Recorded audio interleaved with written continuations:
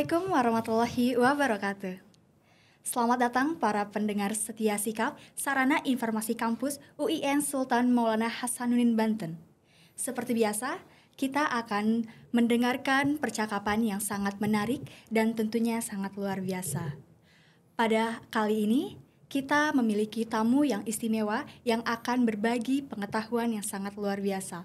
Langsung saja, selamat datang kepada Bapak Profesor Mufti Ali SAG MI PhD selaku Wakil Rektor 1 Bidang Akademik dan Kelembagaan UIN Sultan Maulana Hasanuddin Banten. Assalamualaikum warahmatullahi wabarakatuh, para viewers dan pendengar serta subscriber Sikap. Selamat siang menjelang sore dan salam sejahtera buat semua. Bagaimana nih Pak kabarnya pada hari ini? Alhamdulillah, cuma tadi memang padat kegiatan, menerima tamu dari UIN Surakarta dan rombongan ya. Kemudian biasa baca literatur terkait hubungan sejarah antara Indonesia dengan Kerajaan Saudi Arabia, dan tadi ada tamu sebentar terus ke sini ya. Alhamdulillah sehat. Wah, sungguh menarik sekali ya Pak ya. Iya. Saya yakin para pendengar kita yang di luar sana juga sangat antusias untuk mendengarkan lebih lanjut, Pak. Apalagi pada hari ini, pada kesempatan kali ini kita memiliki tema yang sangat luar biasa, yaitu kita akan membahas tentang sejarah Sultan Maulana Hasanuddin Banten, Pak. Dan menurut saya ini adalah tema yang sangat menarik, dan kita juga pastinya akan mendapatkan informasi yang berharga ya, Pak ya. Oke. Dalam podcast ini Pak, kita akan menjelajahi bagaimana pemilihan nama Sultan Maulana Hasanuddin Banten untuk kampus ini, apakah mencerminkan nilai-nilai sejarah dan kearifan lokal, serta bagaimana nilai-nilai ini ingin diwariskan kepada mahasiswa Pak. Jadi yang akan kita bahas pada hari ini, kita akan melibatkan sejarah, kemudian identitas budaya, dan dampaknya kepada mahasiswa. Jadi maka dari itu mari kita eksplorasi lagi lebih lanjut pada episode kita kali ini. Seperti yang kita ketahui teman-teman, bahwa kampus kita yang tercinta ini, kampus UIN Sultan Maulana Hasanuddin Banten. Jika ditelusuri lebih lanjut nih Pak, siapakah sosok dari Sultan Maulana Hasanuddin Banten dan bagaimana perannya dalam sejarah Banten Pak? Seperti itu. Ya. Sultan Maulana Hasanuddin Banten itu seperti gelarnya Sultan, itu artinya raja ya. Beliau memang orang menyebut Raja Banten pertama ya, setelah Banten lepas dari Demak. Persisnya 1546-an ya. Iya, itu setelah meninggal ayahnya ya Pak? Ya, setelah, bukan, ayahnya Syarif Hidayatullah itu mentahbiskan beliau sebagai Raja Banten, dan founding father kerajaan ini memang Syarif Hidayatullah. Lalu ketika Demak rajanya itu wafat, berarti mertuanya Hasanuddin ya, Prabu Surasoan, Sultan Trenggana atau Sultan Demak III ya, lalu ngambil momentum itu Banten melepaskan diri dan menjadi kerajaan otonom. Dan anaknya ini Hasanuddin ditahbiskan menjadi Raja Banten. Dan itulah mengapa beliau dirujuk oleh orang-orang Banten sekarang sebagai Sultan gitu ya. Adapun Maulana itu karena beliau alim dalam bidang agama, dan Hasanuddin itu ya nama Islam gitu ya. Nama lain dan aliasnya Bapak tidak tahu ya, masih terus riset ini. Ya. Berarti Sultan Maulana Hasanuddin adalah Sultan pertama ya Pak, atau Raja pertama di Kerajaan Banten, betul? Ya, setelah Banten dulu kan ada juga Kerajaan Banten, tapi masa pra-Islam ya. Ibu kotanya dulu kalau orang ke Lampu Merah Sempu, artinya dekat kota Serang, itu sebelah kiri ada bekas ibu kota Kerajaan Banten pra-Islam. Nah, di situ berlangsung 400 tahun ya, 932 sampai lebih dari 400 tahun, sampai ya runtuh 1926. Nah, masa Islam ini kita menyebutnya ya Kesultanan Banten gitu ya, seperti itu. Iya. Berarti Sultan Maulana Hasanuddin Banten juga memiliki peran penting ya Pak dalam penyebaran agama Islam. Ya, jadi berbanding lurus ya. Jadi dulunya kan semuanya nginduk ke kerajaan Demak ya. Sultan Trenggana itu ingin menjadi the Emperor of Java, pemimpin Pulau Jawa gitu. Untuk Islamisasi dan sekaligus juga ya mempertahankan hegemoni perdagangan. Dia punya mitra dagang ya, dulu masa Adipati Unus kan menyerang Malaka.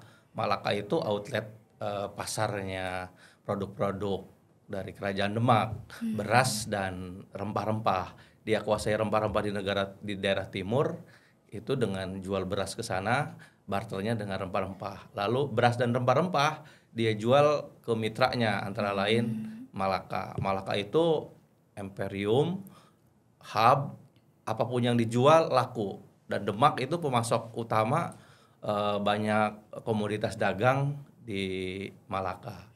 Dan Demak juga bangsawannya punya rumah kedua sekaligus kantor bisnis di Malaka.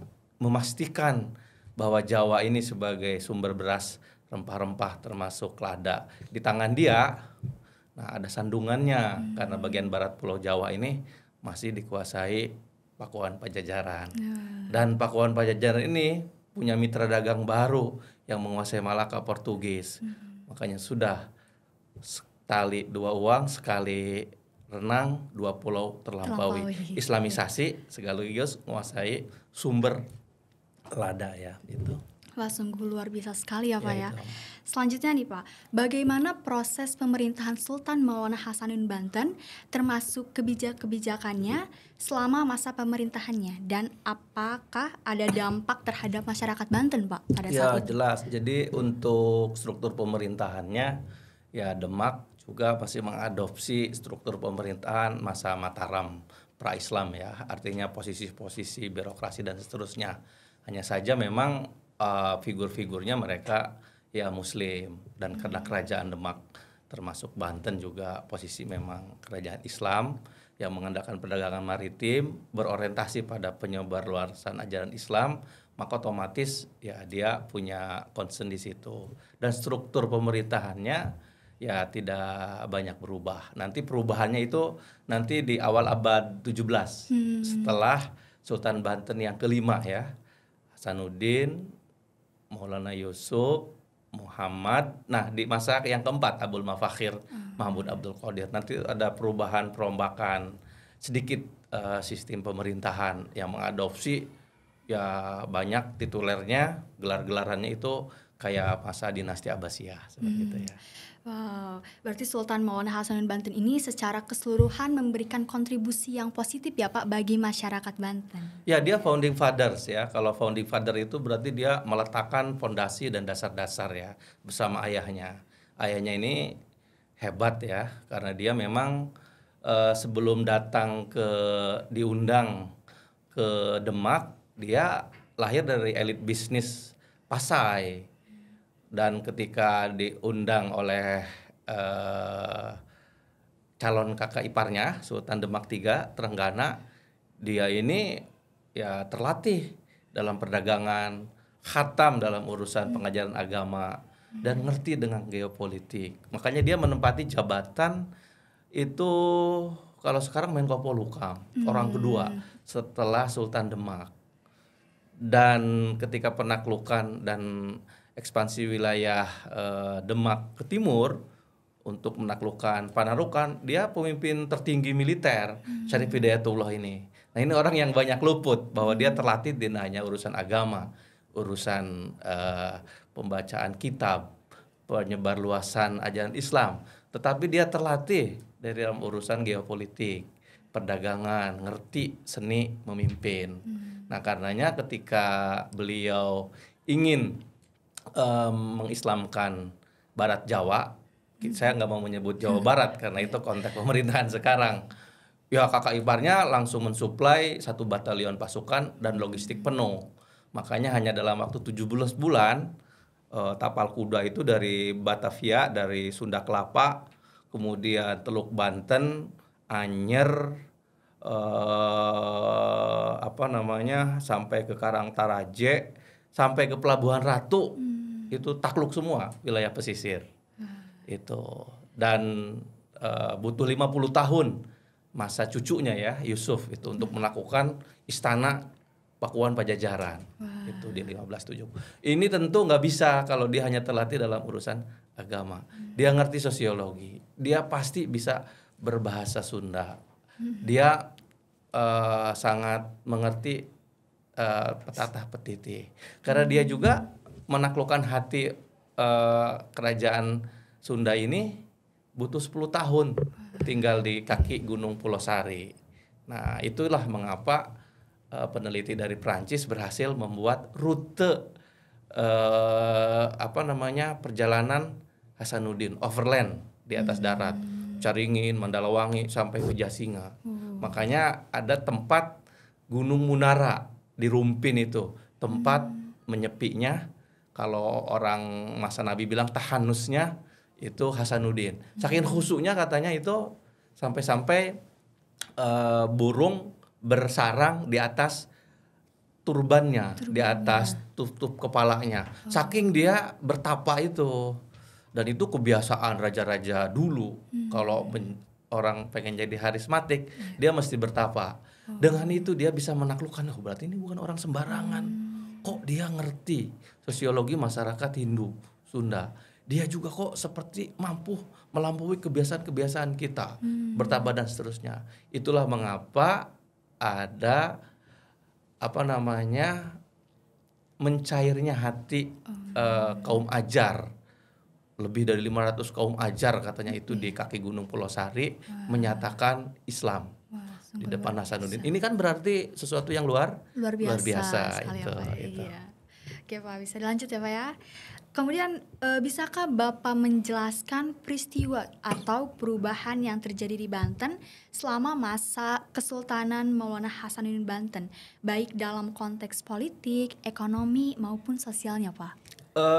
Perubahan itu dalam hal masalah perdagangan seperti sekarang, siapapun rejimnya, mitra dagang itu tidak mudah berubah karena itu menyangkut pedaringan gitu ya, menyangkut ketersediaan pangan, ketercukupan daya beli masyarakat. Karena itu Hasanuddin ini kehebatannya, dia memiliki seni diplomasi tinggi. 5 tahun habis-habisan dia berperang sama musuh Portugis di Malaka. Di 1526, 1527. Di 1532 dia undang Portugis. Lanjutkan perjanjian dengan Raja pra-Islam dulu, dengan saya. Pasalnya sama semua. Dan ini yang membuat heran yang lain. Aceh nyerang Portugis di Malaka, aliansi sama Johor, ngundang Ratu Kalinyamat, Demak, penggantinya Trenggana, putrinya Trenggana ya. Hasanuddin nolak. Saya milih aliansi sama Raja Kristen itu. Kenapa? Untuk memaklukkan perdagangan. Nah itu. Artinya urusan perdagangan dia berpikirnya strategis. Kenapa? Karena dia baru menguasai wilayah pesisir barat Jawa. Paneglang, Jasinga, apalagi itu Bogor, masih Pakuan Pajajaran kuat. Itu. Makanya Hasanuddin berpikir dalam pasal perjanjiannya bagaimana Portugis mau bantu senjata, tidak terbatas. Mau bantu pasukan, mercenaries, tidak terbatas. Kata Portugis boleh, cuma kami kirimi 1000 ton minimal tiap tahun lada yang terbaik. Oke, tanda tangan tuh. Makanya Hasanuddin naklukkan Lampung sebagai kebun lada. Itu orang kan taunya Hasanuddin menikahi raja, anak-anak Raja Lampung, menyebarluaskan Islam di sana. Betul, saya bilang tadi dia punya 2 paket, Islamisasi, pada yang sama juga memastikan agribisnis lada itu tercukupi. Kenapa? Karena dia itu terikat pasal perjanjian sama Portugis. Ahli teknologi persenjataan terbaik, alutsista.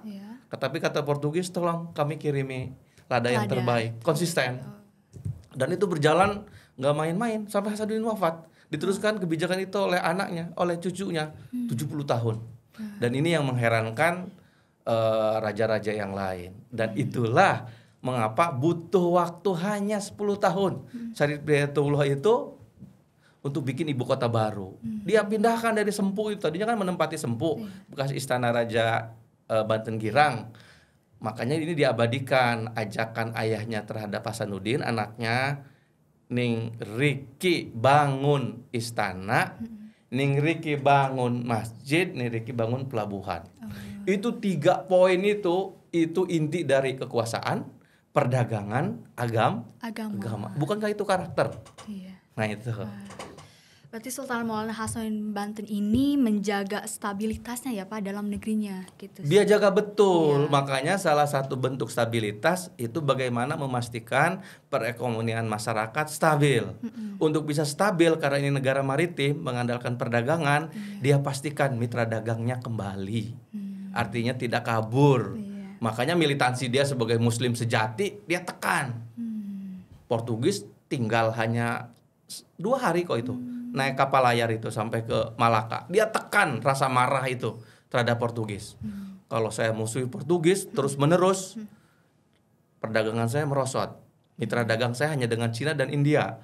India dan Cina juga pasti kena tol, kena cukai kalau lewat Selat Malaka.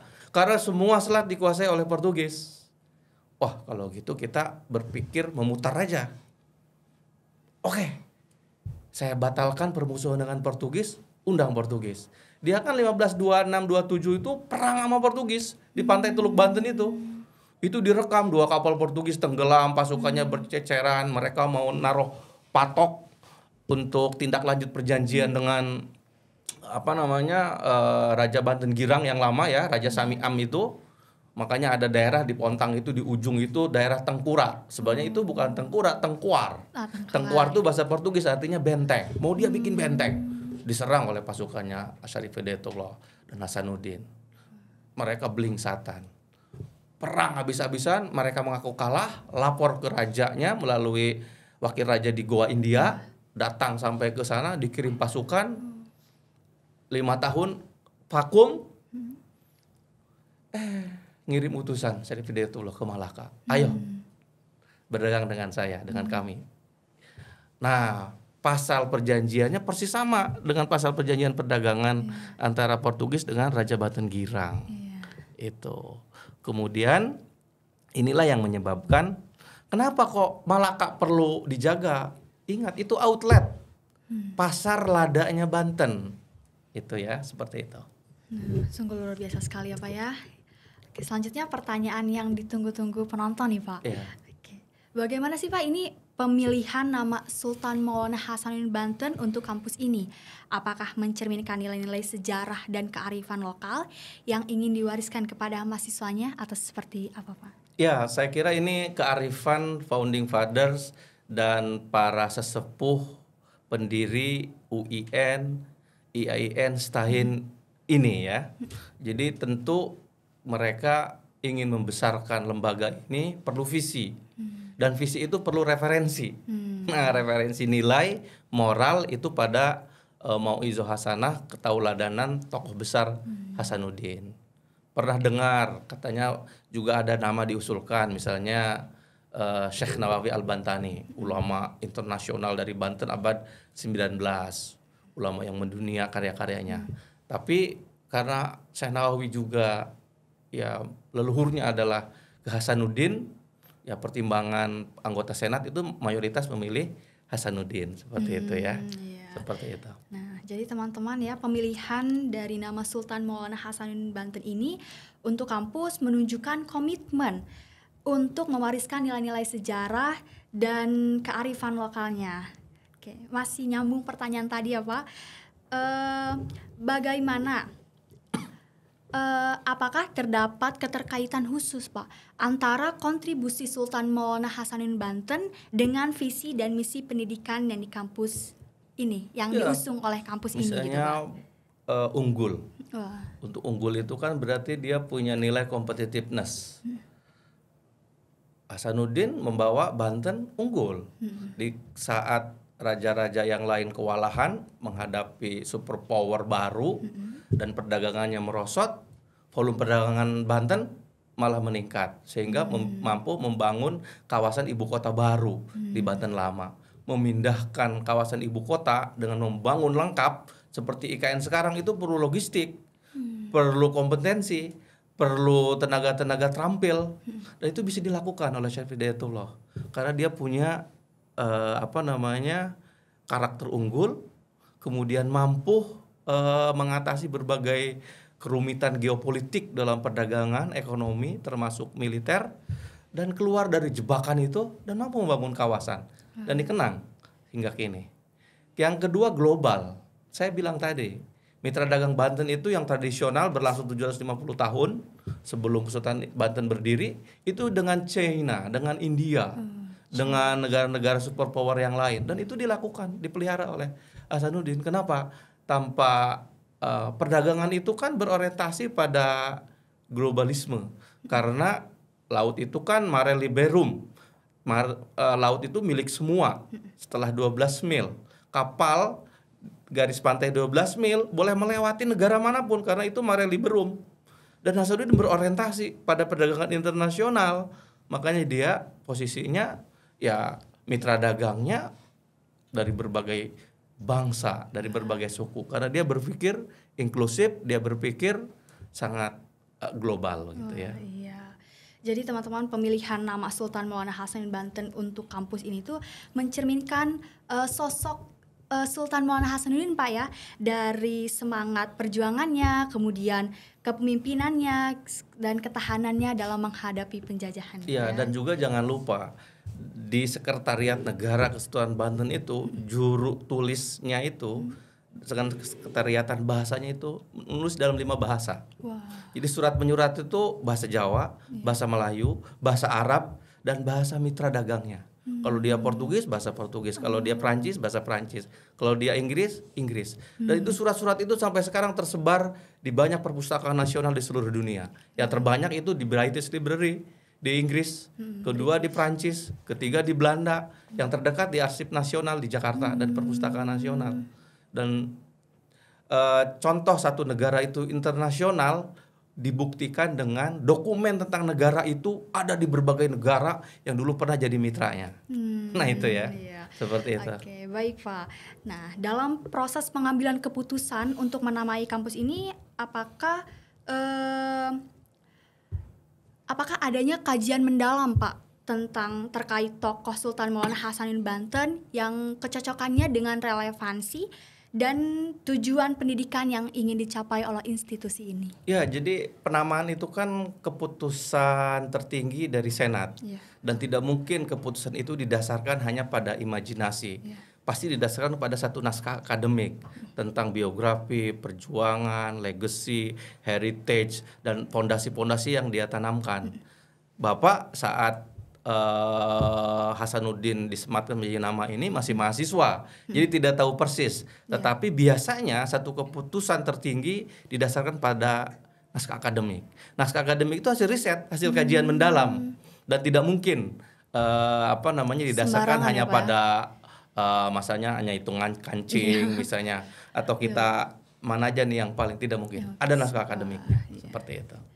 Jadi pemilihan nama Sultan Maulana Hasanuddin ini adanya kajian yang mendalam ya Pak ya.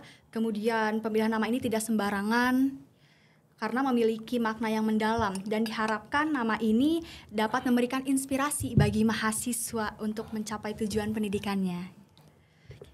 Selanjutnya nih Pak, sejauh mana filosofi pendidikan Sultan Maulana Hasanuddin Banten dapat diadaptasi dan diintegrasikan ke dalam kurikulum serta nilai-nilai pembelajaran di era pendidikan saat ini yang untuk mendapatkan dampak positif bagi mahasiswa?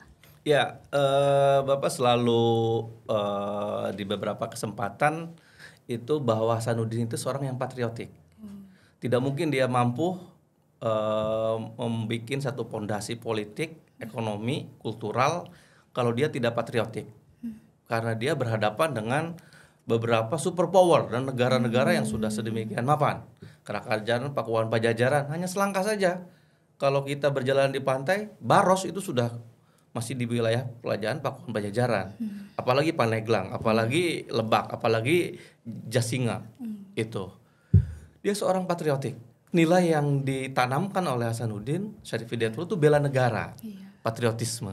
Iya, Pak, benar. patriotisme itu tidak bisa didasarkan hanya pada sekedar pengetahuan tentang masa lalunya. Didasarkan pada nilai-nilai patriotisme yang bersumber dari ajaran agama. Makanya Hasanuddin itu seorang maulana, artinya dia seorang alim. Dia mengerti betul patriotisme didasarkan untuk bela negara atas dasar li'ila'i kalimatillah, untuk dasar mengharumkan agama. Itu makanya dia dikasih gelar maulana.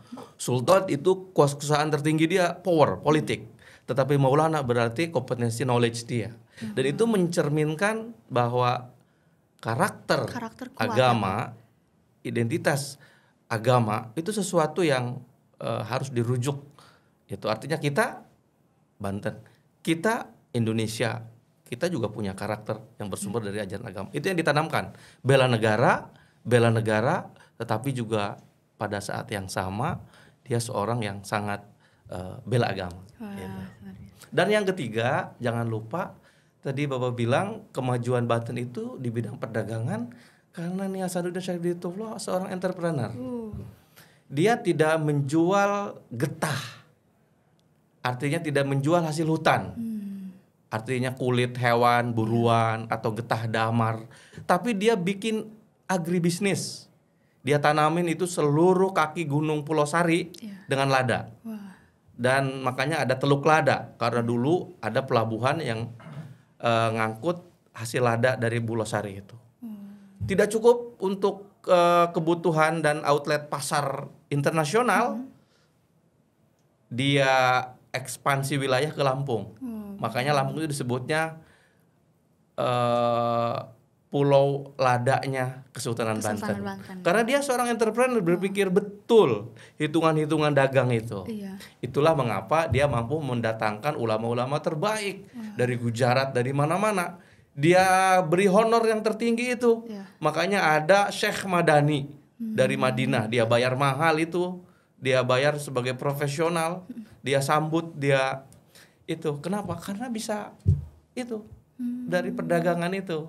Dia seorang entrepreneur. Pada saat yang sama sebuah negara bisa stabil karena Hasanuddin terlatih secara militer. Ngerti betul gimana musuh tidak menyerang. Dia bikin istananya kelas benteng. Tidak bisa ditembus oleh artileri terbaik saat itu. Tidak tembus, 1,5 meter dari batu karang.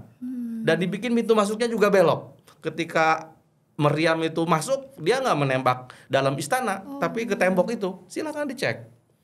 Itu sesuatu yang tidak banyak dipikirkan karena dia ahli militer. Dia terlatih sebagai panglima tertinggi angkatan militer Kerajaan Demak. Nah itu. Artinya bela negara itu tidak sebatas spirit, tapi juga dengan kompetensi seperti itu. Oke Pak, di sini ada pertanyaan terakhir ya Pak ya. Bagaimana nih konsep kepemimpinan dan nilai-nilai moral yang dianut oleh Sultan Maulana Hasanuddin Banten dapat diaplikasikan sebagai landasan etika dalam pengembangan karakter mahasiswa serta pembentukan pemimpin masa depan di dunia pendidikan modern? Nah ini yang harus perlu dirujuk ya. Pak. Hasanuddin itu lahir dari didikan seorang ayah Syarif Hidayatullah yang sejak dini ditanamkan ajaran agama. Dan itu sesuatu yang sudah tidak ada tawar-menawar. Dia harus mengerti betul apa itu dasar-dasar ajaran agama. Tauhid, pemahaman terhadap hukum Islam, kemudian pemahaman-pemahaman dasar ajaran agama. Yang kedua dilatih betul. Dia tentang geopolitik. Dia kasih tahu oleh ayah, itu musuh, perlu dijalin kerjasama dengan musuh, kamu harus bersikap toleran karena kita sangat mengandalkan keterampilan mereka dalam hal militer dan perdagangan. Makanya banyak sekali mercenaries, tentara bayaran, satu kompi itu dari Portugis. Bekerja untuk Hasanuddin. Berbulan-bulan dan dibayarnya pakai emas. Artinya pada saat yang sama dia punya pemahaman agama, tapi mengerti betul kapan bersifat inklusif, kapan dia bersikap tidak inklusif. Itu. Yang kedua, tentu dia orang yang mampu resilient, bertahan dalam segala macam rintangan ya. Dari mulai dia menjadi dididik secara militer, secara agama, sampai dianggap oleh ayahnya cocok untuk menjadi Raja Banten. Dan betul, ketika dia menghadapi di tengah-tengah geopolitik yang begitu mengguncang tatanan geopolitik perdagangan di Asia Tenggara, Banten lolos. Pada saat yang sama, negara induknya Demak merosot. Itu. Ini tidak lepas dari pendidikan karakter, agama, entrepreneurship, bela agama, patriotisme, dan jangan lupa artinya dia orang yang pandang menyerah, resilient. Ya, jadi nilai-nilai tersebut mengajarkan kita etika ya Pak ya, Iya. keberanian, kemudian kewirausahaan juga gitu. Yang nantinya akan membentuk pemimpin di masa depan yang berintegritas, kemudian bertanggung jawab dan berwawasan global ya Pak ya. Ya. Baik teman-teman, kita saat ini mendekati akhir episode nih. Jadi saya ingin mengucapkan banyak-banyak terima kasih kepada Bapak Profesor Mufti Ali, SAG MA PhD selaku Wakil Rektor 1 Bidang Akademik dan Kelembagaan UIN Sultan Maulana Hasanuddin Banten. Terima kasih Bapak telah meluangkan waktunya untuk dapat hadir di acara podcast kali ini. Sama-sama. Mudah-mudahan bermanfaat dan Amin, Pak. memberikan sedikit inspirasi ya. Iya, dan saya juga sangat antusias karena diberi kesempatan langsung untuk berbincang dan mengobrol langsung dengan Bapak. Ya, kasih. Ya. Tidak lupa juga saya ucapkan terima kasih kepada para penonton setia kami yang telah mendengarkan dari awal hingga akhir acara. Jangan lupa dan jangan ragu untuk untuk berbagi pengetahuannya dan berbagi pemikirannya serta pertanyaannya di bawah kolom komentar kami ya. Kemudian juga jangan lupa untuk mengajak teman-temannya, keluarganya untuk menonton acara podcast ini. Sampai jumpa di episode selanjutnya. Tetaplah menonton Sikap, Sarana Informasi Kampus UIN Sultan Maulana Hasanuddin Banten. Saya Fadila Maharani pamit undur diri. Wassalamualaikum warahmatullahi wabarakatuh. Waalaikumsalam warahmatullahi wabarakatuh. Ya, kasih. Gak kerasa ya? Iya Pak, betul. Enak saya ngedengerinnya. Ternyata